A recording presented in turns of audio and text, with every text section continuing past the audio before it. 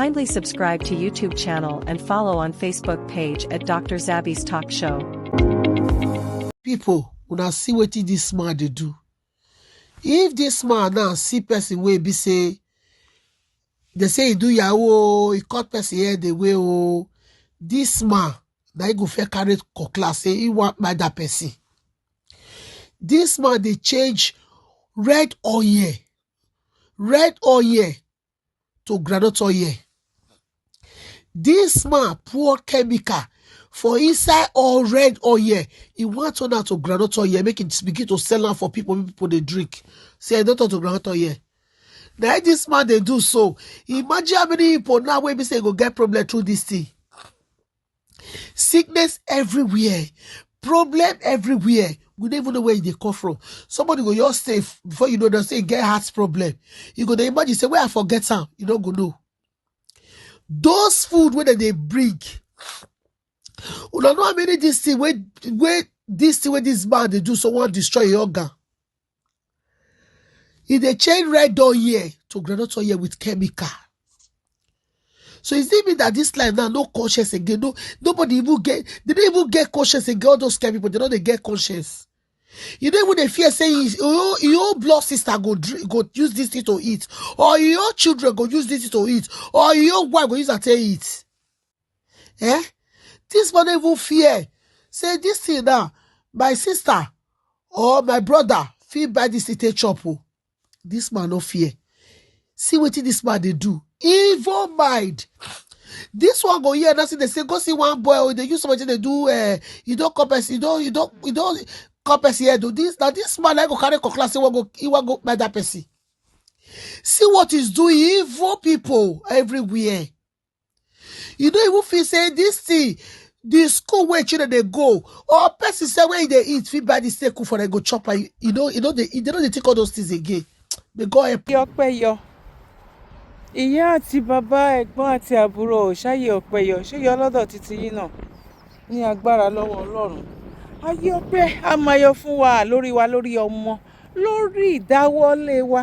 Òun là yí ọpẹ́ ló máa fi máa yọ. Ọpẹ́ ni fún Ọlọ́run, ọpẹ́ ni fún Elédùmarè. Ibo ni ká ti bẹ̀rẹ̀. Ibi tá à ń lọ kò jìn rárá. Ibi tá lè yà sí bóyá òun ló máa wá pọ̀. Bọ̀ mi wá tí wá ní jẹ́ kó pọ̀ náà, ìyá mi, bàbá mi, ẹ̀gbọ́n mi àtàbúrò mi. Èyí tí mo ní kí n mú wá fún wa gẹ́gẹ́ bí mo ṣe promise nínú àwọn fídíò. Èyí tó bá máa gbọ́ á gbọ́, ẹni tó bá máa wò á wò ó. Ọ̀rọ̀ eléyìí ọ̀rọ̀ wípé àdúpẹ́ ni. Ibo ni ọ̀nà ọpẹ́ yẹn, ibo ló ti jáde? Ẹ̀yin grandma, ẹ̀yin grandpa, tí ẹ nífẹ̀ẹ́ sí ìran yín, tí ẹ nífẹ̀ẹ́ sí orírun yín, tí ẹ gbà ládùúrà wípé orírun yín kò gbọdọ̀ parun, tí ẹ nígbàgbọ́ wípé ẹ̀yin kọ́ lẹ dá ara yín, tí ẹ nígbàgbọ́ wípé jíjí tí ẹ jí ní òwúrọ̀ yìí agbára yín kọ́, mímọ̀ ṣe yín kọ́, wípé agbára mi òun ni mo fi jí ní àárọ̀ yìí. Màá fẹ́ kẹ́ fetí ayọ̀ ní kẹ́ fi gbọ́, ojú ayọ̀ òun ní kẹ́ fi wò, torí wípé ewé kan kì í jábọ́ lára igi. Kí Ọlọ́run Elédùmarè kó má mọ̀ nípa ẹ̀. Gẹ́gẹ́ bí o bá jẹ́ Kristẹni, o jẹ́ Mùsùlùmí, o tún wá jẹ́ wípé o tiẹ̀ lẹ́sìn gan, nǹkan tó ń jẹ́ ká nígbàgbọ́ lé lórí nìyẹn. Tó bá wá jẹ́ bẹ́ẹ̀ ni o, ẹ̀yin ìyá mi, ẹ̀yin bàbá mi, àwọn tó fẹ́ ṣiṣẹ́ yìí, Ọlọ́run ti gbé wọn dìde. Àwọn tó fẹ́ ṣiṣẹ́ yìí tó máa fi ní ìlọsíwájú, Elédùmarè ti gbé wọn dìde. Àwọn tó fẹ́ ṣiṣẹ́ yìí tí àwa náà tínú wa máa dùn nínú ilé ayé wa yìí, tójú wa máa ráyọ̀, tétí wa máa gbọ́ ayọ̀, Elédùmarè ti gbé wọn dìde. Níṣe ni kẹ́ jẹ́ ká máa gbégbá ọpẹ́. Ọ̀rọ̀ náà tọ́ sọ́pẹ́, ó ju ọpẹ́ lọ. Ìgbà ọpẹ́ rẹ̀ dà, ẹnu ọpẹ́ rẹ̀ dà, ojú ọpẹ́ rẹ̀ dà. Mo sọ fún yín pé ibi tá a máa yà, mi ò tí ì yà níbi kankan, mo ṣì wà lójú ọ̀nà nǹkan tí mò ń sọ yẹn. Mo ṣì wà lójú ọ̀nà nǹkan tí mò ń sọ.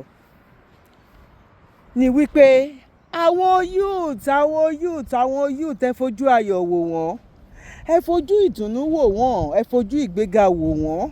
Àwọn youth tó jẹ́ wípé àwọn ní ewé tí Ọlọ́run sọ wípé ó jábọ́ tọ́lọ́run mọ̀ nípa ẹ̀.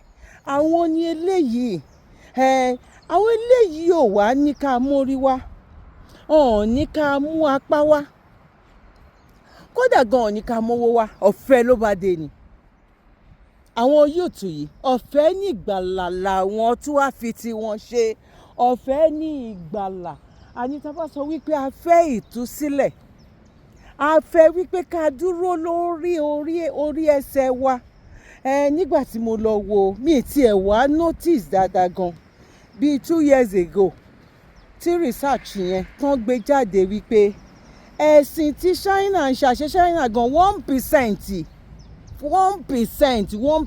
níbi sí Nàìjíríà ti wà ní 98%, bíi 99 ni torí àwa àti máa gbé fídíò yẹn wá sórí bíbá. Now àló dìgbà tí A recent study by StatiSense revealed data about the League of Praying Nations, which showed that 95% of Nigerians say that they pray daily. We are the second highest in the world, by the way, after Afghanistan. Well, let's take a look at the statistics of the top 9 countries of those who pray daily. Let's look at that. Here, look at that. Number 1 is Afghanistan. Number 2 is Nigeria, 95%. Then we have Algeria at 88%, Senegal at 88%, Djibouti at 87%, Iran 87%, Iraq 87%, Niger 87%, Indonesia. Then bottom 9, which is China at number. China don't care about. Can we pull up the other graph? Because I want to do another type of comparison. This one is prayer versus terrorism. Again, Afghanistan tops that list. And then there's another chart, if you can pull that up. Prayer versus corruption rank. Again, Nigeria is number 2. I mean, what does this say about our nation? Kayode, There's a lot of issues there, and it boils down to the fact that prayer alone is not the answer or solution. It is not the fault of churches. It is not the fault of anybody. If you fail to do the right thing, morals is more important. It is good to pray, but you can't just say that all you want to do is just pray, pray, pray. He's not AI. He's a fallen angel. Can you see why religion is a problem and will continue to be a problem? Because people like these get their hands on a microphone, claim to have a calling from God, and they start speaking, but there is nobody to regulate. There is no way to know who is a real man of God or who isn't. How can she say that AI is a fallen angel? These are the people that are setting our people back. Guys, religion is a scam. It is time to wake up. Religion has set us back. Religion is damaging us every day. AI has helped people around the world tremendously, but our people are being set back by clowns like this woman. Talking about AI is a fallen demon. Where did it fall from? Where did it fall from, Auntie Olodo that doesn't know anything, talking about AI is a fallen demon? No. Why do people listen to people like this? Ẹnu wa bá kò, ẹnu wa ti ń kò, a dúpẹ́ lọ́dọ̀ Ọlọ́run. Àló dìgbà tí a bá jọ ń ronú bákan náà, àwọn ọmọ wa, àwọn ọmọ yín mà sà, alẹ́ nu wọ́n ti ń kó, wọ́n ti ń ronú bákan náà. Ó wá kù ẹ̀yin grandma wa, ẹ̀yin grandpa wa, a mọ̀ wípé ẹjọ́ yín kọ́ ẹjọ́ wa kọ́, nǹkan tó fi lé wa lọ́wọ́ ni. Ó wá kù àwa ń sìn ká wá fetí ayọ̀ máa gbọ́ nǹkan táwọn ọmọ yìí ń sọ.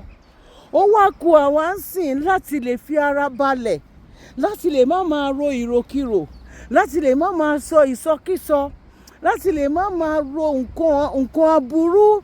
wípé àwọn eléyìí ọmọ àti dẹni náà torí wípé kí ni ẹ̀yin tẹ́ wà ní age of 60 díẹ̀ lẹ lè ṣe nínú ọ̀rọ̀ yìí sàmà ẹ̀yin tẹ́ wà ní age of 70 80 tó ń wù yín wípé ká kúrò nínú oko ẹrú yìí díẹ̀ lẹ lè ṣe nínú ọ̀rọ̀ yìí sàmà àwọn tí wọ́n lè ṣe àwọn ni àwọn youth tí à ń sọ yìí àwọn náà lọ́n ti wá dé yìí àwọn ló ń kọrin ìgbàlà àwọn ló ń lùlù ìgbàlà yìí àwọn ló ń sọ̀rọ̀ yìí ẹ jẹ́ kí wá gbé wọn wá bóyá bíi méjì bíi mẹ́ta nínú wọn kẹ́ gbọ́ wípé tí àwọn eléyìí ọmọ tán bí àwọn ọ̀rẹ́ wọn ojúlùmọ̀ wọn ká wá gbìmọ̀ pọ̀ ká wá máa pọ̀ lọ bẹ́ẹ̀ ẹ wá sọ fún mi ànílẹ̀ Yorùbá máa dúró sẹ́ẹ̀ ara oríire leléyìí sẹ́ẹ̀ ànílẹ̀ Yorùbá máa dúró ẹ béèrè lọ́wọ́ àwọn tó bá lọ sí yunifásitì nílùú òyìnbó tá a wà nínú èyí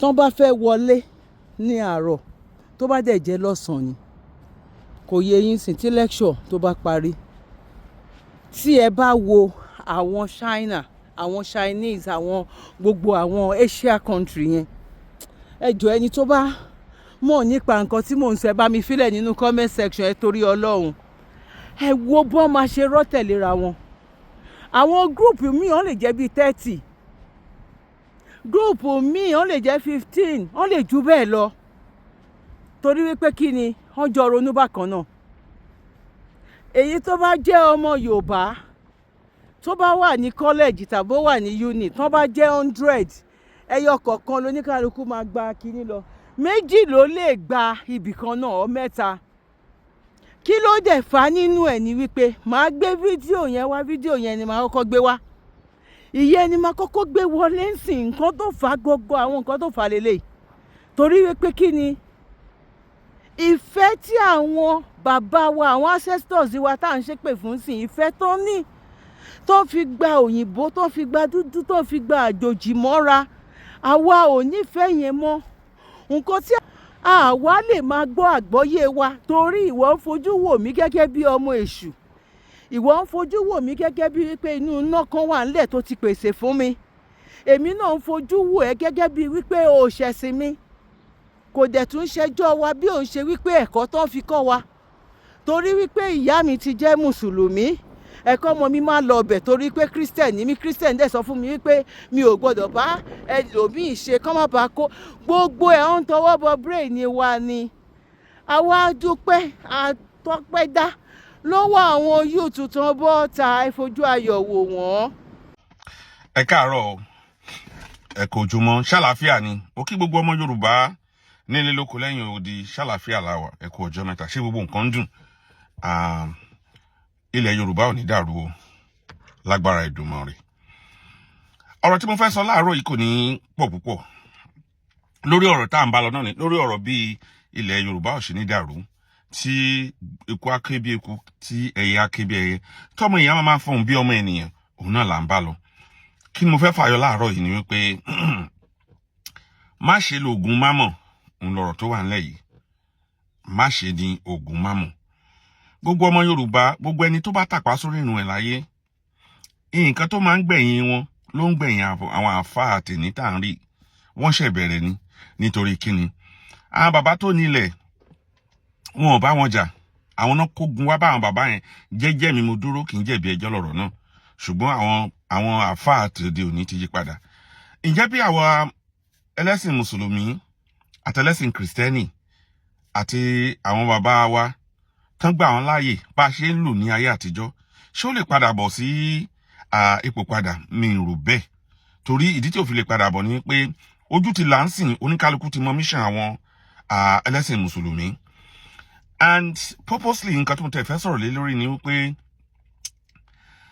ẹ jẹ́ ká wo nǹkan tó ń ṣẹlẹ̀ láàrin ẹ̀yin tẹ́ ń pé àwọn àfáà léèyàn Ọlọ́run nísìn ẹ wo bí àárín wọn ṣe rí ẹ wo àṣírí tó wá ń jáde sí wa lọ́wọ́ àfáà aládò ìmáàmù aládò tó jẹ́ pé àwọn náà tún máa bú àwọn bàbá yẹn pé àwọn bàbá yóò ṣe dáadáa àwọn bàbá yín yẹn kìnnìkan àṣé gbogbo eléyìí tán sọ yìí láti fi bà ilẹ̀ wa jẹ́ ni ó ti fi wọn gbangba sìn pé gbogbo eléyìí tán sọ yìí láti jẹ́ kí àwa Yorùbá ká fi nǹkan agbára wa lẹ̀ kí àwọn alárúbáwá lè wọlé sí wa lára láti pa wá nípakúpa náà ń ṣe.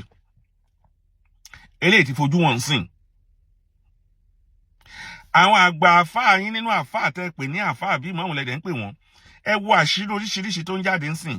Ìwọ tó bá jẹ́ ọmọ Mùsùlùmí, tó bá jẹ́ ọmọ Yorùbá ń sìn, tó bá sì jẹ́ kẹ́nìkan máa tàn ẹ́ pé àlùjọ́nà kan bẹ́ẹ̀ ń bì kan,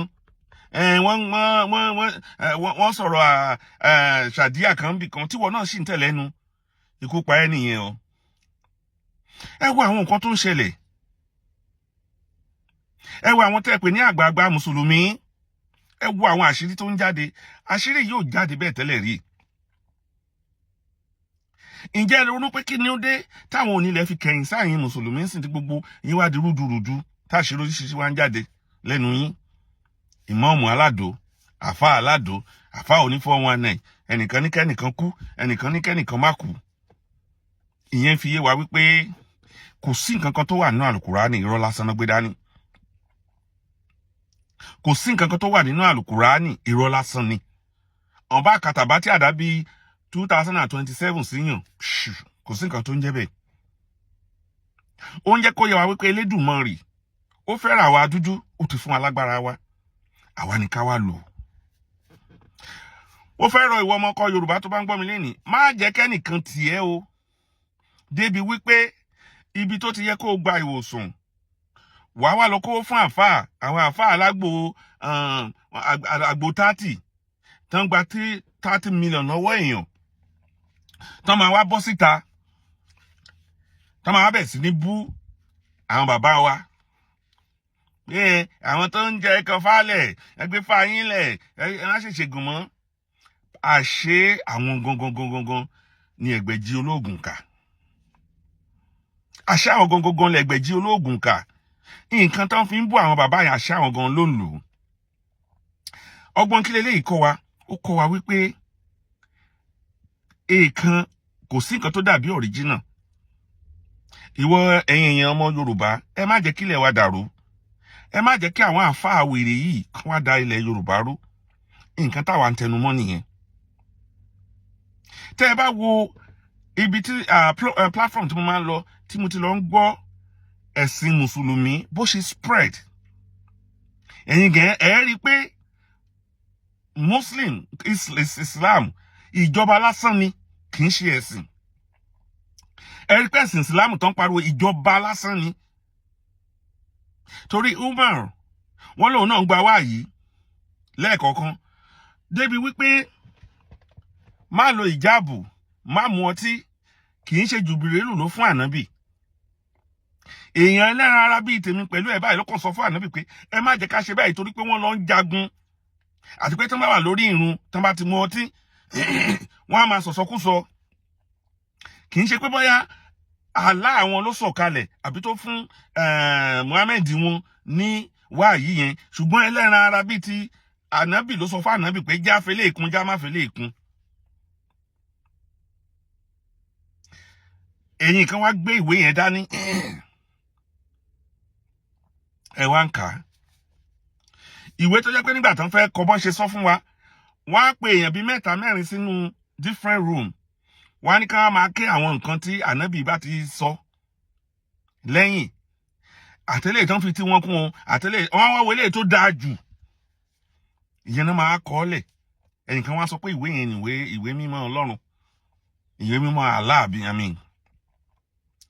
Ní ìwé tó jẹ́ pé lẹ́yìn tí ànábì lọ tán, wọ́n ṣẹ̀ wá ń kojọ, wọ́n ṣẹ̀ wá ń pe gbá, wọ́n ṣẹ̀ wá ń pe àwo. Ìmí gan wá tẹ̀ fi tún fún most of nǹkan tó wà ní àlùkùránì, wọ́n fi tí wọ́n kún ní. Ẹ lọ wo bọ́n ṣe kọ àlùkùránì. Ìwọ tó sì gbé dání ni mò ń sọ o. Torí bí nǹkan gidi tó sì gbé àlùkùránì dání, it's just a book. Ìwé lásán ni tí ò tẹ̀ ní mínì, tí ò ní kankan ṣe pẹ̀lú ẹ̀ àtẹ̀mí pẹ̀lú ẹ̀. Torí àwọn kan gbé gẹ́gẹ́gẹ́gẹ́gẹ́ bíi pé there's something. Ẹ̀sìn Ìsìlámù nǹkan tán tu sí ni ìjọba, which means bó ṣe lè kọ́ńkà ibì kan tẹ́lẹ̀ máa ṣèjọba lé wọn lórí pẹ̀lú èròǹgbà tiyín, kì í ṣe èròǹgbà ti Ọlọ́run o, pẹ̀lú èròǹgbà tiyín, because most of things nǹkan sọ tọkọ sílẹ̀ àlùkùránì orí bíi 3-4 ló kọ́ tànàbí bá sọ̀rọ̀ ńgbà míì bí Umar náà ń pè ní òbí olórúkọ máa ń gbà orúkọ ìyẹn tó máa fún ti ẹ̀kún pé ànábì ẹja ṣe báyìí torí ojú olólùfẹ́ ànábì. Assalamu alaikum wa rahmatullahi. Assalamu alaikum wa rahmatullahi. La ilaha illallah. Wa rasulullahi sallallahu alaihi wasallam. Èèyàn ọmọ Yorùbá. Èèyàn ọmọ Yorùbá ẹ wo nǹkan tí àwọn èèyàn wa ẹ wo nǹkan tí wọ́n ń kà fún wọn tó ń ṣe àmì. Ẹ rí pé Suratu Muhammad yẹn rí pé ó gùn. Suratu Muhammad táwọn èèyàn bá fẹ́ kà fún ẹ ní Lárúbáwá báyẹn bí mo ṣe tú fún yín Yorùbá yẹn tó bá fẹ́ ka Suratu Muhammad ó máa pa àgbò. Òun la kà fún yín lọ́fẹ̀ẹ́ yẹn. Nǹkan tá a béèrè lọ́wọ́ yín ni like. Ó jẹ́ kí like yìí ti wà ní bí i 300k 68k ló wà. Fíṣẹ̀ bílì like ní tiwa ń bì. Ẹ bá wa power tap. Ẹ wo àyàtà kà Suratu Muhammad mani. Súrà tí wọ́n sọ̀kalẹ̀ fún òjíṣẹ́ ńlá Muhammadu. Òun la ka súrà yẹn lásán àwọn gbọ́dọ̀ sanwó ńláńlá wọ́n á dẹ̀ pa àgbò yẹn àdẹ̀ ní gbélẹ̀ tó rà wá jọmọ̀ la máa gbà wá àfáà táwa kéwú fún yín la máa gbé lọlé ẹ̀ẹ́dẹ̀ ẹnu yín ò lè kàn bẹ́ẹ̀ a kàn máa pa lọ́dọ̀ yín lásán ni àwa ń rù lọ nìyẹn tiwa kàn ní pé kẹ́ bá wa tap tí bá ka Suratu Muhammad ẹ̀yin náà gbọ́ ogun nǹkan tó wà ńbẹ̀ ẹ̀yin náà gbọ́ nǹkan tí wọ́n kà fáwọn èèyàn tẹ́ bá wo nǹkan tí mo kà ńbẹ̀ yẹn nǹkan tí Muhammadu sọ fáwọn èèyàn ẹ̀ òun ní pé kán ṣe kí ni kán ṣáà máa pààyàn ó tún sọ fún wọn bì kan pé ẹ gbọ́dọ̀ dáwọ́ ogun dúró ẹ gbọ́dọ̀ dáwọ́ ogun pé ẹ ń pa àwọn èèyàn yìí ẹ gbọ́dọ̀ dáwọ́ ẹ dúró kódà táwọn ẹni yẹn bá ti dáwọ́ dúró ẹ gbọ́dọ̀ sì máa pa wọ́n lọ.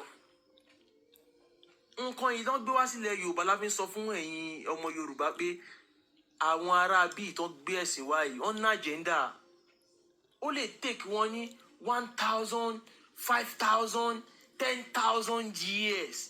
Nǹkan tó fẹ́ ṣe ni wípé wọ́n fẹ́ gba ilẹ̀ yín wọ́n fẹ́ pa yín ethnic cleansing ni wọ́n ń pè wọ́n fẹ́ clear yín wọ́n jẹ̀ máa ṣe díẹ̀díẹ̀ tó ṣe gbé ẹ̀sìn méjèèjì wá ẹ fún ara yín ẹ kọ́kọ́ máa para yín tẹ́ ẹ bá para yín débì kan àwọn tó ṣẹ̀ máa wá clear yín náà tó ṣì ń bọ̀ so kí ni nǹkan tó fẹ́ ṣe wọ́n fẹ́ tẹ́ bá ń wò náà wọ́n fẹ́ kẹ́ máa sọ pé no ẹ gbọ́dọ̀ máa dá yín lọ́mọ Yorùbá ẹ gbọ́dọ̀ máa sọ pé Yorùbá ẹ gbọ́dọ̀ máa sọ pé ọmọ Nàìjíríà ni yín pé wọ́n Nàìjíríà so ẹ gbàgbé pé ọmọ Yorùbá ni yín wọ́n á gba àṣà àti ṣe kúrò lọ́wọ́ yín ẹ ò ní mọ nǹkan tó ń ṣe ní ìdílé yín ẹ ò ní mọ orúkọ tí wọ́n ń jẹ́ nílé yín wọ́n á pààrọ̀ orúkọ yín sórúkọ Lárúbáwá tó bá yẹ ti bí ọmọ 2-3 ọmọ míì wọ́n ti bí kò dẹ̀ mọ orúkọ tó ń jẹ́ mọ́ nídìílé wọn torí ẹni tó kọ́kọ́ gba ẹ̀sìn nígbà tí bàbá ń jẹ́ Ògúndélé ẹni tó kọ́kọ́ gba ẹ̀sìn á wò pé Ògúndélé ẹ máa change ẹ máa pààrọ̀ orúkọ yín á wò pé orúkọ wo ni kí ká wá fún wa báyìí ká fún yín ní Abdulrazak so orúkọ yẹn ń jẹ́ surname ẹni á máa láti Ògúndélé wọ́n bá change ẹ̀ sí Abdulrazak orúkọ gangan tó ń jẹ́ wọ́n á tún fún yẹn náà ní bóyá Abdulrazak ẹrú ọlọ́rọ̀ nìyẹn Abdulrazak Abduljabar so táwọn ẹni yẹn bá ti ń bímọ automatically àwọn ọmọ yẹn surname tó máa mọ̀ ní pé Abdulrazak so wọ́n ti pa ìran yẹn rẹ́ báyẹn so àwọn ẹlòmíì nílẹ̀ Yorùbá báyẹn mọ̀ wọn ò mọ orúkọ tó ń jẹ́ gangan mọ́ nídìílé wọn wọ́n ti gbé orúkọ Lárúbáwá lé wọn lọ́wọ́ wọ́n ti ń pa ìtàn fún wa pé ilẹ̀ Lárúbáwá la ti wá nǹkan tẹ́ ẹ rí tá à ń ṣe yìí àwọn pípù yẹn ń mì ní wa gan they want to change everything la fi sọ fún yín pé irọ́ a ò wá láti Lárúbáwá o a ní ìtàn tọ̀dọ̀ tiwa a ní orírun àwọn tó fẹ́ wá pa wá rẹ́ ni wọ́n ń gbé ìtàn burúkú wá fún wa ni wọ́n pa non-stop history so a ní láti ṣàwárí ara wa àwọn nǹkan tó dẹ̀ á máa kà fún yín ẹ ò ní mọ ìtumọ̀ ẹ̀ wá ní kẹ́ lọ́ máa ka kéwú ẹ wo àwọn kéwú tí mo kà yìí bí mo tó bá kà fún ọmọ Yorùbá òkè táwọn àfáà bá jókòó tó wá ka kíní fún yín lédè Yorùbá ń gbàtẹ́ nìyẹn ò gọ̀ ẹ máa bí wọn pé àfà kí ni nǹkan tẹ́ ẹ kà yẹn Suratu Muhammad mo kà yẹn kí ló wà nínú Suratu Muhammad ó sọ pé kẹ́ pààyàn pé kẹ́ láti rí wọn lójú ogun kẹ́ máa bẹ́ wọn lọ́rùn níbi tó bá tún dáwọ́ ogun dúró gbọ́dọ̀ dáwọ́ dúró pé òun ti pèsè àlùjọ náà níbi tí omi ti ń ṣàn ẹ gbọ́ nǹkan tó ń promise yín nǹkan tó promise yín lọ́run nǹkan tẹ́ ẹ lè rí nílé ayé ni wọ́n promise yín lọ́run. Ṣóbìnrin lẹ fẹ́ bá sùn tí ó sì nílé ayé ni? Ṣé ọgbà ìdẹ̀ra tó dò tí ń ṣàn lábẹ́ ẹ̀ lẹ́fẹ́ ni tí kò sí nílé ayé ni? Ó wà náà. Ṣé ó máa ṣiṣẹ́, ó máa débẹ̀, ó máa lówó ni? Àmọ́ wọ́n á máa sọ fún yín pé wọ́n á máa promise yín pé náà a níbi kan tá a fẹ́ fún yín, we have a better place tó máa lọ, ó máa lọ máa gbádùn, ò ní kú mọ́, ò ní ṣàìsàn, ò ní ṣe kíní kan. Ẹ bí wọ́n pé ibo lẹ wà tẹ́lẹ̀ kó tó di pé wọ́n bí yín. Wọn ò ní lè sọ. So wọ́n promise náà àwọn nǹkan tẹ́ ẹ máa rí. Wọ́n wá sọ fún yín pé àmọ́ àwọn nǹkan tá a promise yín yẹn o, ká tó fún yín o, ẹ gbọ́dọ̀ kọ́kọ́ kú. Ẹ jọ̀ọ́ ẹ̀yin nígbà tí kì í ṣe pé orí wa ò pé. Ṣé ẹ rẹ́ni tó kú rí, ẹni tó ti kú tó tún wá padà sọ pé òkú kì í bá láàyè rojọ́? Ṣé ẹni tó kú ti wá sọ fún yín pálùjọ náà kan wà níbìkan? Irọ́ ni. Muhammadu package gbogbo kíní yìí fún àwọn gbogbo kíní tá a kà yìí. Ẹ kọ́kọ́ mọ kíní kan kò kàn wá. Àwọn àáfà, àwọn religious leaders yẹn ni wọ́n sọ pé ó kàn wá. Kò kàn wá o. Muhammadu ń bá àwọn Lárúbáwá ẹ̀wì kí wọ́n lè bá jagun, kán lè bá fi ẹ̀mí wọn lélẹ̀ torí pé òun fẹ́ kọ́ńkà. Ó jẹ́ mọ̀ pé òun ò lè dá nìkan jagun yẹn. Ó wá ń fi àwọn ọmọ ọlọ́mọ, ó ń fi wọ́n gbá front. Ó wá ń sọ fún wọn pé ẹ má wọrí, ẹ pa wọ́n lọ, ẹ jagun lọ. Tó o bá kú sójú ogun yìí, àlùjọ náà wà tó máa wọ̀. 72 virgin wà tó ń dúró díẹ̀.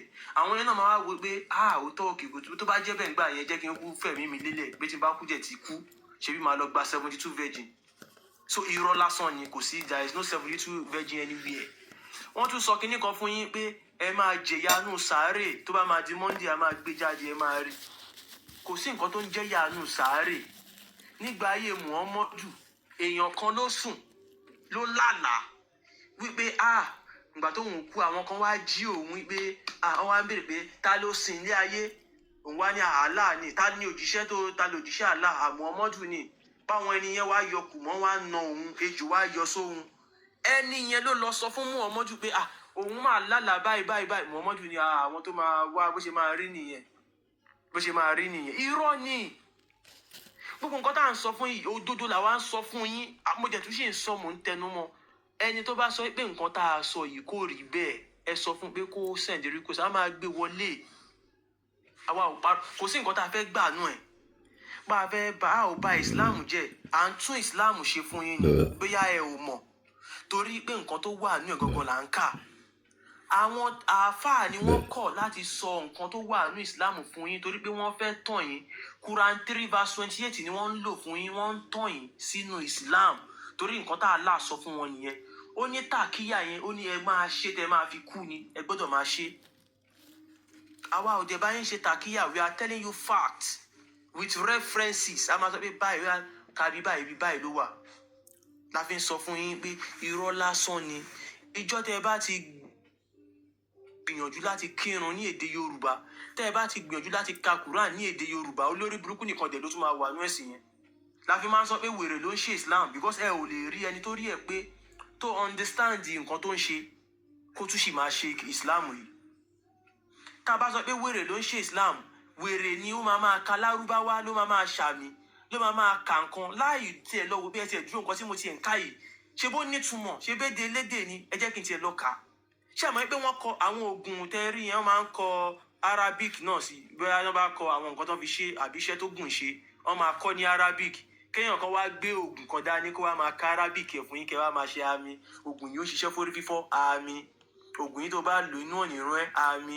Oògùn yìí méjì ní kó lò láàárọ̀, méjì ní kó lò lọ́sàn-án, méjì ní kó lò lálẹ́, àmì. Bó ṣe rí nìyẹn. Arabic èdè lásán ni bí èdè Yorùbá. So ẹ̀yin ní láti lọ túmọ̀ kíní yẹn kẹ́ wò pé òkè nǹkan tí mo fẹ́ ká yìí, Fatiha yìí gangan kí tiẹ̀ ni ó wà nú ẹ̀. Fatiha mo kà fún yín yẹn o. Kírísítẹ́nì náà ń bá Mùsùlùmí ka Fatiha o. Wọ́n dẹ̀ gbé wọn ṣépè ńbẹ̀. Wèrè kan wá síbí ń jọ́ wo, ó ní òun tóun bá ka Fatiha, òun ní ìgbàgbọ́ òun ni wípé tóun bá ka Fatiha nǹkan tó ń ṣe òun máa lọ. Irọ́ ni. Nǹkan tó ń ṣe ò lọ. Wèrè ara ẹ̀ tó rí bá ń fọ́ tó bá ka Fatiha yẹn, ó ṣẹ̀ máa wá á lọ lo paracetamol ní gàrí tí ra Fatiha yẹn. Bó ṣe ń ṣe gangan nìyẹn, wọ́n á fún yín ní hàntù. Ìtàn lásán náà hàn síbẹ̀, wọ́n mọ̀ pé kò ṣiṣẹ́ kankan, wọ́n mọ̀ pé irọ́ lásán ni o. Wọ́n á wá fún yín ní ìbílẹ̀ tó jẹ́ confam wípé ó yá gbà eléyìí náà kò lò mọ́. Ìyí tó ní kó gbà kó lò mọ́ tó jẹ́ ìbílẹ̀ yẹn, òun gangan ló máa ṣiṣẹ́ kíní yẹn.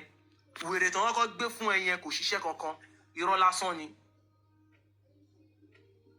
So a gbọ́dọ̀ máa lo brain wa, a gbọ́dọ̀ máa lo sense wa. Ẹ má jẹ́ káwọn kan máa bá wa lò, ẹ má jẹ́ kí Lárúbáwá bá wa lò. Ilẹ̀ ni wọ́n fẹ́ gbà. Ilẹ̀ ni wọ́n fẹ́ gbà, bó ṣe rí gẹ́lẹ́ ni mo ṣe sọ fún yín yẹn. Wọ́n á máa sọ fún yín pé ayé máa parẹ́. Ayé kankan ò parẹ́ o. Àwọn ìlú táyé mi wá yìí wọ́n ti plan sílẹ̀ year 2100. Year 2100 ẹ calculate ẹ̀ sí, ṣebí kí la wá yìí, a wà ní 2025. 2100, that is 25 years, 75 years to come. Wọ́n ti plan yẹn lẹ̀. And they are telling you ayé máa parẹ́. Wọ́n sọ fún yín baby kan wà níbí kan tẹ́ máa ti lọ gbádùn. It's all scam. Ẹ̀yin èèyàn wa ẹ jára yín. Irọ́ lásán ni, ayé ò parẹ́, kò sí yanu sáré. Àtúnwá láyé ẹ̀san. But wọ́n fẹ́ gbalẹ̀ yẹn tó bá tiẹ̀ máa tún ayé wá kẹ́ ẹ wá ṣẹrú Fúlàní. Ẹ wo, mo sọ yìí mo dúró. Ẹ kó lówó kò gbóhùn sókè àti arọ́wàsí. Ẹ ṣé gan. Ẹ jẹ́ bá power tap o. Ṣé lówó kò wà níbẹ̀? Ẹ sọ̀rọ̀ tó bẹ̀rẹ̀, ẹ jẹ́ kí n tó bá fẹ́ sọ̀rọ̀ yìí sọ̀rọ̀, mo ń bọ̀. Okay, àdá ló fẹ́ bá wa sọ̀rọ̀ báyìí. Ṣá ní àwọn tó fẹ́ bá wa sọ̀rọ̀. Sọ fún yín wípé mo tún fẹ́ sọ kinní kan lénìí. Ẹ máa gbọ́ tí àwọn Mùsùlùmí máa pe àwa ọmọ Yorùbá. Wọ́n á máa ní àwọn aláṣìṣe. Àwọn gangan láláṣìṣe o. Ṣé ẹ rí àwọn pípù yìí? Àwọn gangan láláṣìṣe.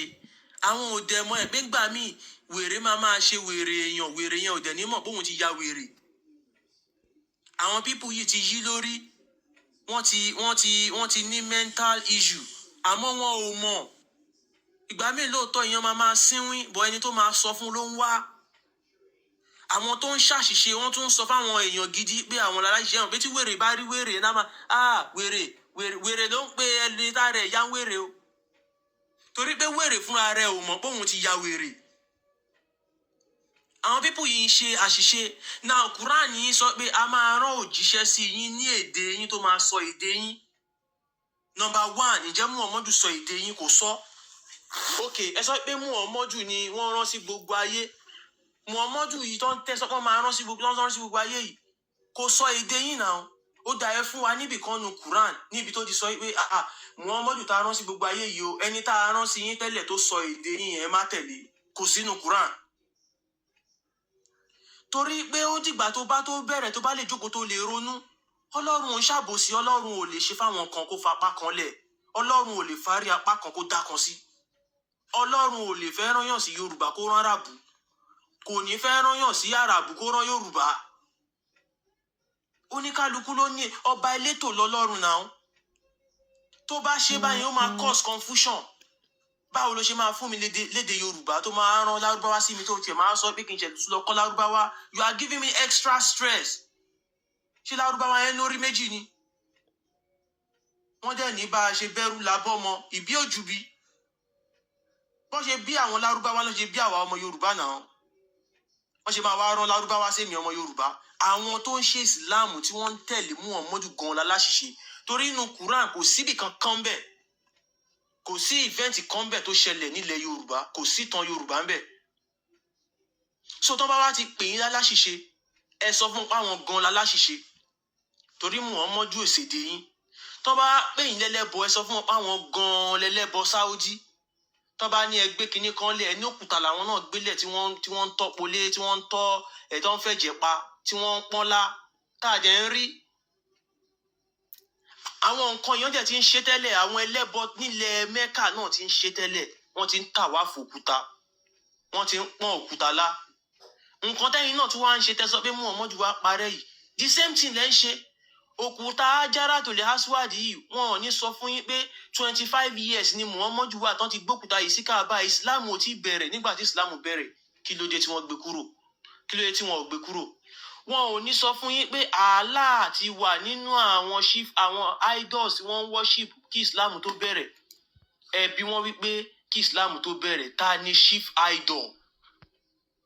Who was the Lord of Kaaba? Ta ni olúwa ilé Kaaba kí Ìsìláàmù tó bẹ̀rẹ̀? Allah ni. Allahu Akbar tẹ́ ń ṣe wọ́n ti ń ṣe tẹ́lẹ̀. Ìtumọ̀ Allahu Akbar ni pé Allah is the greatest idol. Wọ́n yọ idol ẹ̀yìn ẹ̀ kúrò. Wọ́n sọ fún yín pé Allah is the greatest. Ẹ bí wọ́n greatest of what? Greatest of all idols.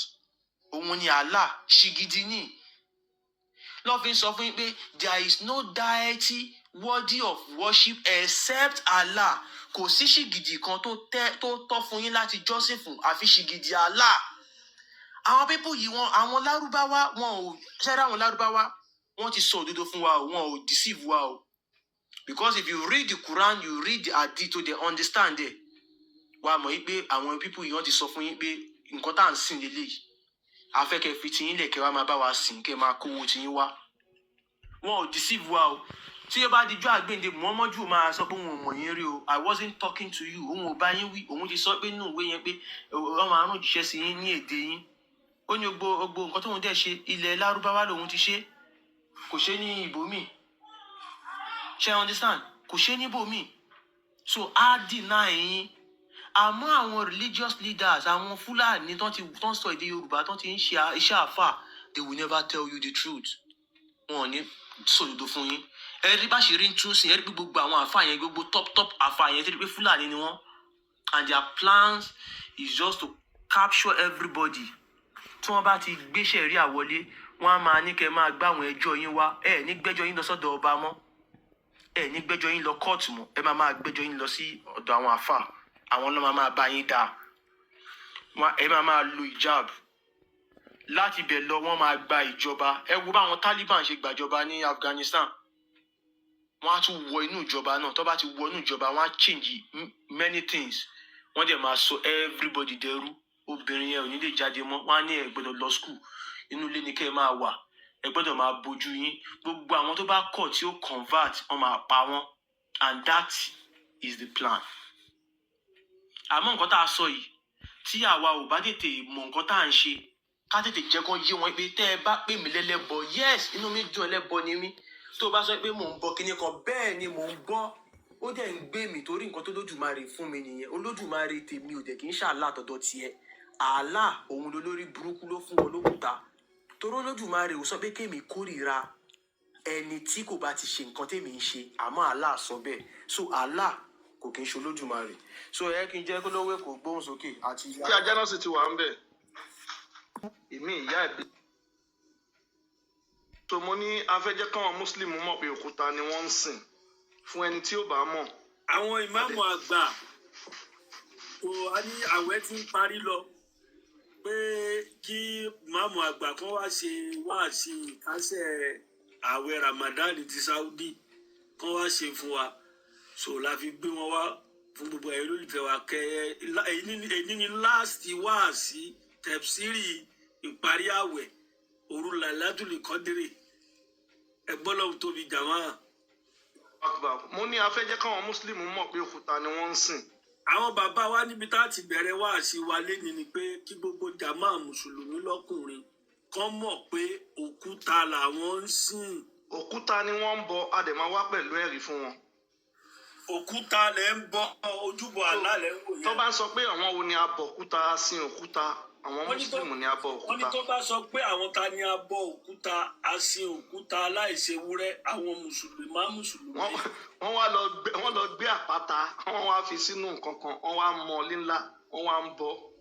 Wọ́n ní wọ́n gbé àpáta, wọ́n fi nǹkan sínú kankan, wọ́n wá fi kíní wọ́n fi tẹ́ǹtì bó mọ́lẹ̀, wọ́n bá ń bọ. Wọ́n wá ní kẹ́ máa wá sínú ilé ìpè ilé Allah ni kẹ́ máa yí ká kẹ́ máa tọrọ nǹkan tẹ́ bá fẹ́. Wọ́n ní kẹ́ máa kó nǹkan ìní tí yín wá, kẹ́ máa wá fi bá wọn bọ Allah torí ẹ̀yin gbọ́. Wọ́n á ní kẹ́ máa yí ká, kò sí nǹkan tẹ́ sọ́ńbẹ̀ tí nǹkan ò ní tí ò ní ṣe. Wọ́n ní kẹ́ ẹ mọ yí ká, wọ́n sọ yín dìjà lọ pé kò sí ohun tẹ́ béèrè tí ò ní wọlé àṣẹ Allah. So bọ̀ àwọn èèyàn wa wọn ò mọ̀ torí wọ́n parọ́ fún wọn pé kò ń ṣe òkúta yẹn ni wọ́n ń bọ, Allah ni wọ́n ń bọ. Wọ́n ní àwọn ẹgbẹ̀rún kẹlẹ̀ Yorùbá tẹ mọ̀ láàfáà, wọ́n parọ́ fún rẹ̀ Yorùbá. So àwa bẹ̀rẹ̀ bá jẹ́ àwa wọnú àdìsí lọ. Wọ́n ní ká wọnú àdìsí lọ. So níbi tá a fẹ́ kà ní Sahih Muslim 2277. Níbi tá a fẹ́ kà ní Sahih Muslim 2277. Muhammadu lóhùn kọjá lọ ní Mẹ́kà. Muhammadu lóhùn kọjá lọ lọ́sẹ̀ kẹrù kan. Ó lóhùn rí lára àwọn òkúta tóun ti máa ń sìn tóun ti ń bọ tóun tó gba ẹ̀sìn Islam. Ọlọ́run bá sojú fìrì lòun rí òkúta kan kí wọ́n tó gba Islam. Olókùúta yẹn bá ń kírun Muhammadu báwo ni á fa aṣọ wa pa. Láì sálùjọ lọ Muhammadu òkúta yẹn máa jẹ́ òkúta àjọ̀nú. ẹ̀mẹ̀sẹ̀ lè bá wa gbé síta ẹ̀jẹ̀ mọ̀ pa máa ń sọ pẹ̀lẹ́ rí ni káwọn èèyàn máa rí. Ṣọ́ọ̀ṣì òkúta yìí ni. Òkúta yìí náà ni Muhammadu lòun rí ó bá ń kírun báwo ni ṣé wàá pa Muhammadu. Òkúta yìí bá ń ṣẹ́jú sí òun láì ṣe pọ́ fẹ́ tóòsì ẹ̀. Òkúta bá ń kí Muhammadu ṣé wàá pa báwo ni. Òkúta bá ń ṣe á lọ sí Muhammadu o sàlámù àlẹ́ àbí. Afẹ́kẹ́ mọ̀ pé àbọ̀kúta làwọn Mùsùlùmí ibi tá a ti kà ẹ̀mẹ̀sì máa gbé síta ń sìn sáyé Mùsùlùmí. Afẹ́kẹ́ mọ̀ ní pé òkúta làwọn Mùsùlùmí ń bọ. 2277 sáyé Mùsùlùmí ẹ̀mẹ̀sì máa gbé síta. Òkúta yẹn wá ń kí Muhammadu ẹgbẹ́ aláàtóbi aláwa. Wọ́n ní òkúta yìí òkúta ajára síwájú ó ń ṣe sàlámù àlékún sí Muhammadu. Oríṣiríṣi àwọn abọ̀kúta àwọn àràbù wọ́n dẹ̀ di ọpọlọ yín mọ́ bì kan báwo ló ṣe mú yín ná. Ọyá mi lẹ́nu láìsí magnet. Àkànbí ẹ bá wa jẹ́ kó tóbi ọ̀dọ̀ ms káwọn èèyàn rí.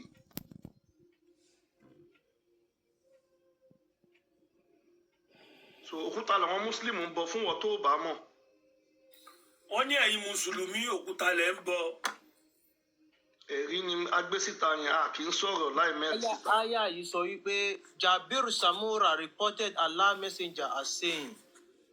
Òkúta yìí wọ́n ṣàlàyé pé Muhammadu ń wí pé.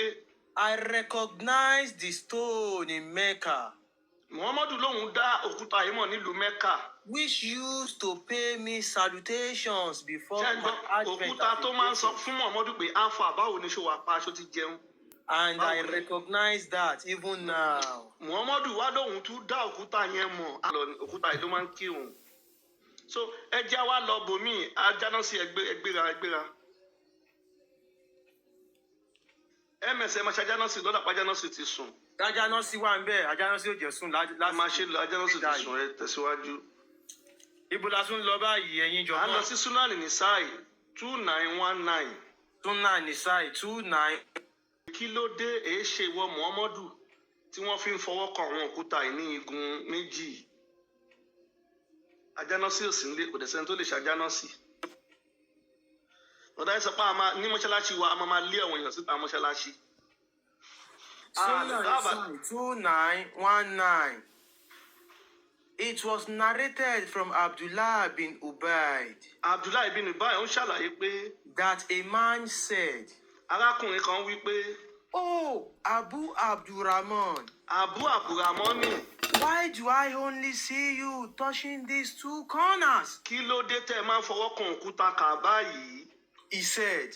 Ó wá ń wí pé. I heard the messenger of Allah say. Wọ́n láwọn gbọ́ tí Muhammadu òjíṣẹ́ Allah sọ wípé. Touching these stones raises sin. Ṣé ẹ gbọ́ pé tó bá ti ń fọwọ́ kan òkúta yìí ó máa ń pa ẹ̀ṣẹ̀ rẹ̀? And I heard him say. Ó lóun wá gbọ́ tó wípé. Whoever circumambulates 7 times. Ṣé ẹ gbọ́ ẹni tó bá ti yí òkúta yìí ká nígbà méje. It is like freeing a slave.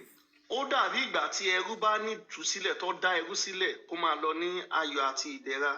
Ẹ̀yin èèyàn wa ǹjẹ́ mọ̀ yìí pé tẹ́ ẹ bá fọwọ́ kan àpáta Olúmọ gbogbo ẹ̀ṣẹ̀ yín pátápátá ló máa parẹ́ àmọ́ wọn ò sọ fún yín òun lèmi ń sọ fún yín lénìí tẹ́ ẹ bá dé Olúmọ tẹ́ ẹ lọ ṣèwúre ń bẹ̀ ǹjẹ́ mọ̀ yìí pé àdúrà yín máa gbàṣà. So Muhammadu sọ fún yín ẹ̀yin gba ti Muhammadu gbẹ́jà tẹ̀síwájú Ajánásì. Mo wà ń bẹ̀. Látàárọ̀ wà ń bo a máa lé ń kúrò mọ́ṣáláṣí. So ẹ jẹ́ àtẹ̀síwájú à ń lọ sí Sàyí Buhari 4376. Wọ́n ní ká àtẹ̀síwájú Sàyí Buhari 43. 4376 4377. 4376. Ẹ bá a mú tọ̀yìn tẹ́ bá sọ̀rọ̀ náà. Sọ́njà yọ̀bọ̀ ni. Ẹ gbéra Ajánásì ẹni tó bá sọ̀rọ̀ ẹ bá wa mú tọ̀ ẹjọ́. Ẹ já lọ. Lórí pé wọ́n ń sin òkúta yìí náà láàyè ń sọ fún ẹ̀yin èèyàn wa o. Àwọn bàbá wa ní lórí òkúta tẹ́ ń sin ẹ̀yà ara mọ́sálásí yìí náà là ń sọ. Ó torí pé wọn ò mọ̀ kò dẹ̀ sí ẹni tó ń sọ fún wọn. Wọ́n ní torí pé ẹ mọ̀ wọ́n ní abèrè ọ̀nà ò kì í ṣìnà torí pé ẹ mọ̀ náà ẹ̀ẹ́dẹ̀ tún béèrè ọ̀nà lọ́wọ́ àwọn tó mọ̀. Àwọn àfáà tó yẹ kó sọ fún yín wọ́n á máa parọ́ tẹ́ bá lọ béèrè lọ́wọ́ wọn wọ́n á ní ó tí o iye òkúta yẹn kàn wá ń bẹ̀ ní ilé àlá ni àwọn tó bá jẹ́ ilẹ̀ yín ní àpèjúwe kan wà wọ́n á ní nǹkan míì ni. Narrated Abu Raja. MS Ajana City Day Ajana MS. Ṣé bí ìfẹ́ máa kà á ni? Okay, ó yá. Ìgbà tó kà náà lè bí fi dákẹ́ lẹ́ẹ̀kan. MS tó kà Ajana City sùn. We used to worship stones. Àwọn Muslim láwọn máa ń sin òkúta, wọ́n máa ń bọ òkúta. We used to worship stones. Àwọn Muslim máa ń sin òkúta, wọ́n máa ń bọ òkúta. And when we found a better stone than the first Tí wọ́n bá rí one, òkúta míì tó dájú ti tẹ́lẹ̀ lọ, we would throw the first one wọ́n máa ju òkúta ti tẹ́lẹ̀ nù. and take the later. Wọ́n wá mú òkúta míì tí wọ́n bá rí. But if we could not get a stone, Àmọ́ tí wọn ò bá rí òkúta míì, then we will collect some hearts àwọn Muslim wọ́n lọ́wọ́ máa ṣa iyẹ̀pẹ̀, wọ́n á and ṣàjọ. then bring a sheep Wọ́n wá mú àgbò àbí ràkúnmí àbí kẹ́tẹ́kẹ́tẹ́ àbí abo àgùntàn, wọ́n wá pa ẹ̀jẹ̀. and milk that sheep Wọ́n wá po over it. ẹ̀jẹ̀ ẹran yẹn pọ̀ pẹ̀lú ògógóró. Wọ́n wá fi máa pa. Round it. Wọ́n wá máa yí òkúta yẹn ká.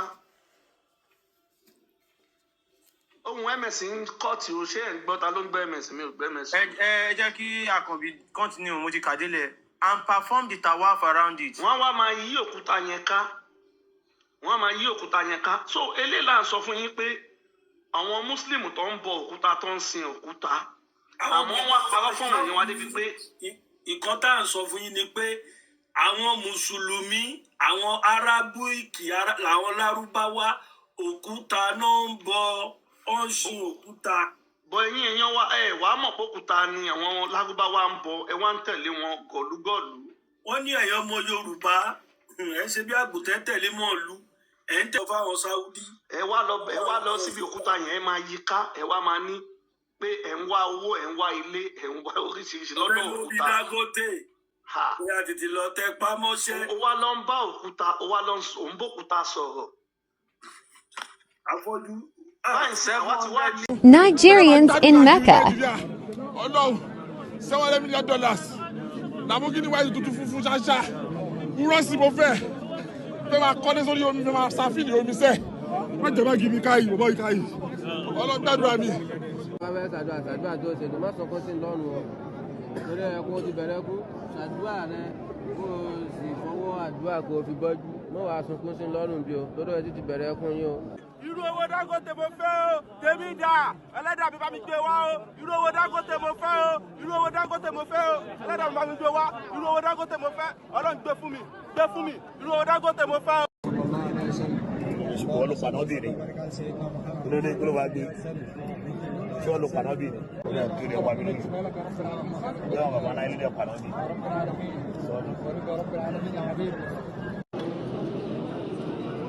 ọ̀fẹ́ wọ wájú àbí sọfẹ́ láwọn tó wà ń bẹ̀ kú ni àwọn tó máa fi fún yín ní kónú ẹ̀yà máa bọ̀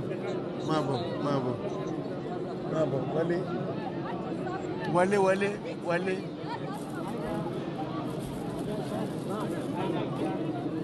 Yeah, mashallah.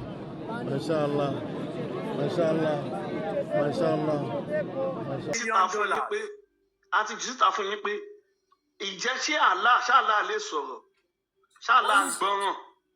Sìgìdì Allah ìjọ lè sọ̀rọ̀. Ìjẹ́ ṣó ń gbọ́ràn. Ìjọ ń gbọ́rọ̀ Allah olójú kò fi ríran. Nǹkan tá à ń sọ fún yín nìyẹn. Ẹ sọ pé omi ilẹ̀ yín ò dá, ẹ wá lọ sí ìlú àwọn Àràbù, omi sẹ̀mìsẹ́mì. Ẹ wá lọ ọ̀rọ̀ àwọn Àràbì. Ẹ wò tábàlẹ́ni tó fẹ́ sọ̀rọ̀, ẹ jẹ́ ń dákẹ́ ẹgbọ́n. Àsìkò yìí òun nínú wa ló yẹ kó dùn. Àsìkò yìí òun ló yẹ kọ́rọ̀ wa, òun ló yẹ kó wọ̀. Fúlàní kò lè wá gbà wá sílẹ̀. Fúlàní wọ́n fi ìmọ̀ ṣe ẹyọ kan ló ń ṣe jẹ́ irú mùsùlùmí tó ń jẹ́ wípé tó bá ṣe Allahu Akbar wọ́n máa pààyàn ni. Sóyè yín Kírísítẹ́nì ní Jerúsálẹ́mù wọ́n jẹ́ bẹ́ẹ̀ náà ni. Ó ṣe wá jẹ́ àwa títí wa. Àní tí n bá sọ wípé òkúta yìí ẹ jẹ́ ń lọ bẹ̀. Tí n bá sọ wípé òkúta yìí ló wùn mí tí mo fẹ́ forí balẹ̀ fún wáì tó fẹ́ mú mi lọ́tà. Ìwọ ò dẹ̀ fi mí sílẹ̀ jẹ́ kémi lọ jẹ́ iṣẹ́ yẹn. Èmi àtọlọ́run mi ni èmi àtọlọ́run mi ni ẹ wò òun ni eléyìí wọ́n fi eléyìí ṣe decoration sínú páàkì yìí ni ṣe rí pé páàkì ni mo wà wọ́n fi eléyìí ṣe decoration síbẹ̀ ni tó bá hun èèyàn tó bá sọ wípé nǹkan tóun fẹ́ nìyẹn ẹ jẹ́ ká ṣe ìjọmọ ènìyàn fún ìfẹ́ ẹ̀ ní kí ẹ jẹ́ ká ní àwọn youth ti dìde àdúpẹ́ lọ́dọ̀ Ọlọ́run ẹ jẹ́ kí n wá gbà yẹn ní ẹ jẹ́ kí ọmọdé kó wá because ó mọ̀ wípé ọmọ kékeré ló ṣeé ṣe òun ló easy láti tọwọ́ bọ̀ lórí tó bá wá já àwọn youth. Even àwọn Kristẹni tó máa jẹ́ olódodo wọ́n máa testify pé even the Bible náà agree bẹ́ẹ̀ ṣùgbọ́n àwọn aṣíwájú ẹ máa pàdé Ọlọ́run o owó ò lè ra kú o wàhálà ẹ máa pàdé Ọlọ́run o. You see, I saw a lady's video, a young woman's video this morning, and yes, sọ pé òun máa ń ta irun wípé òun ò dẹ̀ ṣiṣẹ́ láti bí February àwọn family there depend mo ní staff 42 mi ti san la salary wọn ní 4 months. Yes ẹ̀yàn lè sọ pé àtàlórun ẹ̀ ń ṣẹ́ kíníkan mi sọ nítorí pé mo fẹ́ kẹ́ ẹ pt mi o àbí kẹ́ ẹ fún mi lówó because èmi náà káàkiri pé àtàlẹ́ ó lè bá a ṣe partnership nǹkan à ń sọ pé ọ̀dọ̀ wa ní potential most iṣẹ́ tá à ń ṣe lọ́dọ̀ wa ń sìn àwọn kí ló máa ń pè àwọn industry àwa Yorùbá film ọ̀rẹ́ la ní family ní gbogbo wa Ibrahim bá mi ṣe iye bá òun láfi so kẹ́ni kankan tó mú mi lóhùn kan tó káwọn àwọn tó súnmọ́ mi ṣá kó tó máa sọ pé ẹgbẹ́ ẹ̀dẹ̀ Nàìjíríà dá o àwa èèyàn bẹ̀ láà dá o. ọ̀rọ̀ Ànábì sallallahu alaihi wasallam fún àwọn Muslim kí ẹ tó sọ pé mo kì í ṣàfà àbí nǹkan kan and I'm speaking the truth this morning àwa Muslim Ànábì sallallahu alaihi wasallam ó ní ẹ jẹ́ kí n sọ fún yín tó bá ti di òpin ọjọ́ ní ìgbẹ̀yìn ayé torí àti Bible àti Quran gbogbo àwọn nǹkan tí àwọn méjèèjì sọ ọ̀pọ̀lọpọ̀ àwọn tí wọ́n ń ṣèlú fún àwọn believe Bible àbí Quran tó bá believe wọn ní ṣe nǹkan tó ń ṣe yìí torí owó ò ní ra kú àdẹ̀ ní mú wọ sàárè gbogbo àwọn nǹkan tá à ń kó yìí àní kó wọ sàárè mi ò accuse anybody o mi ò wallahi alazim billahi la ilaha illa huwa mi ò accuse anybody because gbogbo kíní ẹ̀ ó yí ká àárín àwọn tó àwọn aláṣẹ wa ó yí ká ni kò sí pátì kan kò sẹ́ni kankan ó dàbí nǹkan kan náà lójú mi. You know, I created a business and I've been running, getting old now, running, going for meetings, trying to see if I can get partnership, if I can get help, and I'm not even able to pay salary. Ìmọ̀ sọ́n torí kẹ́lẹ̀ pt ní kẹ́lẹ̀ wọnú díẹ̀ mi wọ́n á ń worú ọmọ yẹn tó lóun tarun tó lóun ní sugar daddy tó máa bóun ṣàṣepọ̀ tó máa gbólẹ̀ wọ́n á worú pain yẹn.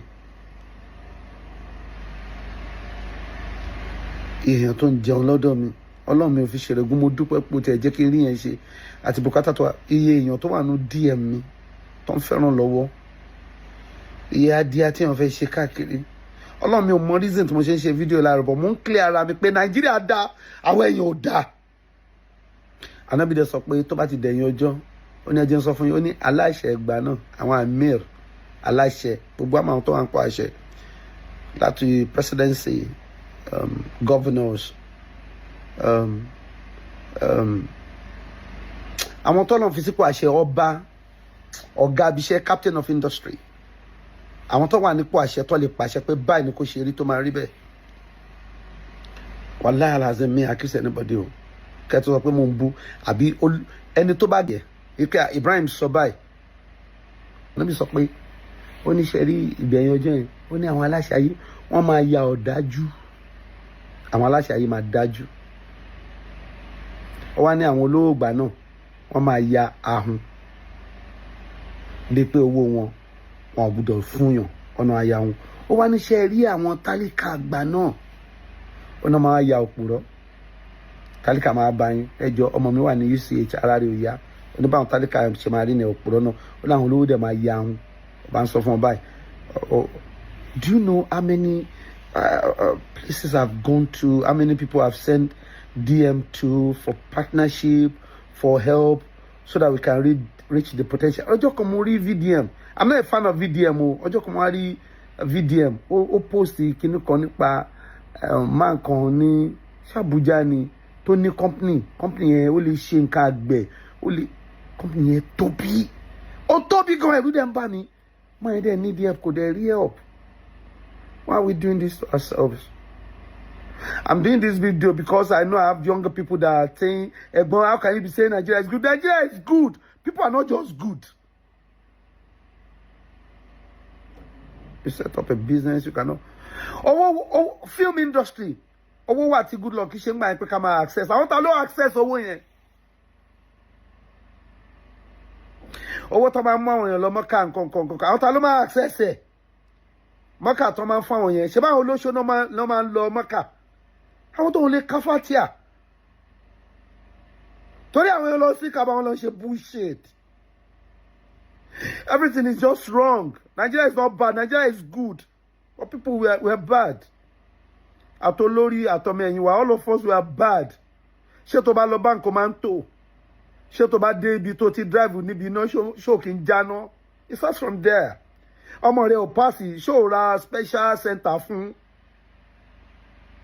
teaching the children to cheat. Imagine the kind of future leader we're going to create like that. Àwọn tá la fẹ́ create, àwọn ọjọ́ ọ̀la wo la fẹ́ create. Everything is just from me. Allah subhanahu. Sometimes you are even thinking, subhanallah, mishirukun. And we should be thankful for the gift of life. And this is happening. I don't even know why I'm saying this. I don't know. Mi ò yin olóṣèlú kankan, mi ò dẹ̀ bu olóṣèlú kankan. I'm just speaking what's from my mind. Mo rí video again, wallahi alazim dem pa mi lẹ́kún, and I cannot help her. Èmi ò ní kẹ́ wá sọ salary mi fún mi o. Wá lè ṣiṣẹ́ Nàìjíríà náà. Ẹ create level playground fún wa. Ẹ create God. I know some people will be angry with me making this. No, dìde ń sìn. Tí àwọn ọmọ kéékèèké náà tó wá dìde ń sìn, ẹ má jẹ́ àfojú aburú wò wọ́n. Ilẹ̀ wa ti di gbígbà nìyẹn. Ìfọ̀kànbalẹ̀ ti ń dé sí wa nìyẹn. Ìrònú wa ti ń lọ sí bákan náà nìyẹn. Ìjọmọ ènìyàn wa ti ń fojú wo ìjọmọ ènìyàn wa bákan náà nìyẹn. A dẹ̀ máa bọ́ nínú oko ẹrú. Bẹ́ẹ̀ ni, bó ṣe máa rí nìyẹn. Mo kí wa lẹ́ẹ̀kan sí wípé a kú bójú ọjọ́ ṣe rí. Ẹ̀yin ìyá, ẹ̀yin bàbá, ẹ̀gbọ́n àti àbúrò, ẹ bá wa tẹ̀ jáde, ẹ bá wa share sí ọ̀dọ̀ àwọn olólùfẹ́ tiyín náà. Káwọn náà gbọ́ bó ṣe ń lọ. Káwọn náà rí ìwàásù ìyìn rere tó ń lọ. Ìwàásù ìyìn rere òun là ń kéde ẹ̀ lọ́wọ́lọ́wọ́. Láì pé next time tí bá fẹ́ wá, tí bá máa tún ṣe something like this, mo láti mú aago sọ́wọ́. Gbágán ẹ gbọ́rọ̀ sí ẹnu Olúwa. Elédùmarè ti dé sílẹ̀ Yorùbá. Ọlọ́run fẹ́ gbalẹ̀ òun fún àwọn ọmọ òun. Olórísun yìí ò gbọ́dọ̀ parẹ́. Ó lẹ̀ láti dìde ni. Ó ní kò sí nǹkan tẹ́ máa ṣe ju pé kẹ́ dìde kóhun yín kò bó ṣe máa rí nìyẹn. God bless you one. Mo kí gbogbo ojú tí wò mí ti ń gbọ́ mi jákèjádò orígun mẹ́rẹ̀ẹ̀rin àgbáyé. Orúkọ mi ni Ambassador Àkànfẹ́ Ìwò tí mo jẹ́ agbẹnusọ fún iléeṣẹ́ X2 Ultimate Herbal International Limited. Níléeṣẹ́ wa bí láti màmọ̀ dájú nǹkan kan tí eléyìnbó ń pè ní health is wealth, ìlera lọ́rọ̀. Kì í ṣàfẹnujẹ́ nìkan tá a bá ń gbọ́ ní sétí. Torí gbogbo lọ́gbọ̀ àwọn èèyàn ni wọ́n ń kojú àìsàn tí a pè ní ìfúnpá gíga. Ìdí ni tí iléeṣẹ́ X2 Ultimate Herbal fi ṣètò oògùn ìfúnpá gíga fún ní powder àti ní olómi. Kò tán síbẹ̀, oògùn ìtọ̀ ṣúgà ó wà ní iléeṣẹ́ X2 Ultimate Herbal International Limited ní powder àti ní olómi. Òun náà lẹ̀ ń wò yìí. Oògùn ọ̀pẹ ẹ̀yìn wà tí a ti ṣe lọ́jọ̀ fún ẹni tó bá ń kojú ọ̀pẹ ẹ̀yìn torí gẹ́gẹ́ bí ìṣòro. Iléeṣẹ́ wa níbí ní oògùn ẹ̀ tó lè bá wọn tán rẹ̀ lójú ọgbọ́n. Bákan náà, ogunlọ́gọ̀ àwọn èèyàn ni wọ́n jẹ́ oníbìísí tí wọ́n ti rora wọn pín wípé Ọlọ́run ò lè ṣe, ṣùgbọ́n tó jẹ́ pé àìsàn kan sómìíràn ní nǹkan di ọmọ bíbí wọn. Ó wà ní iléeṣẹ́ X2 Herbal International Limited fún ìwòsàn fún àwọn oníbìísí. Kò tán síbẹ̀ o, a ní ọ̀pọ̀lọpọ̀ oògùn tí a ṣe létò fún ẹni tó bá jẹ́ ẹni tó bá ní ikùn gbẹ̀ndù tó jẹ́ pé ọ̀rá ti pọ̀ jù lára ẹ̀. Ó máa bá wa burn fat, a pè ní X2 burn fat fún obìnrin àti fún ọkùnrin. bákan náà ní iléeṣẹ́ X2 Ultimate Herbal International Limited a ní egbòogi èyí tá a ṣe ní powder fún ẹni tó bá ń kojú àìsàn stroke ó wà ní iléeṣẹ́ X2 Ultimate tẹ́ ẹ bá lé èèyàn tó ní lẹ́gbẹ̀ẹ́ ẹ dán wò ìjọba lù lóǹtẹ̀ fún lílò torí pé ojú dání. Káàkiri ni wọ́n ti mọ̀ wá nílẹ̀ yìí jákèjádò àgbáyé kò sí onírúurú àìsàn tàbí àrùn tẹ́ lè máa kojú tí a ní oògùn rẹ̀ egbòogi ẹ̀dá ti ṣe lẹ́jọ̀. Torí ẹ̀ àìrìn jìnnà láìra gbúpẹ́ ọ̀kẹ́rẹ́ o 079 0153 tàbí 0806 4000 204. X2 Ultimate Herbal International Limited. Health is wealth with care. God is.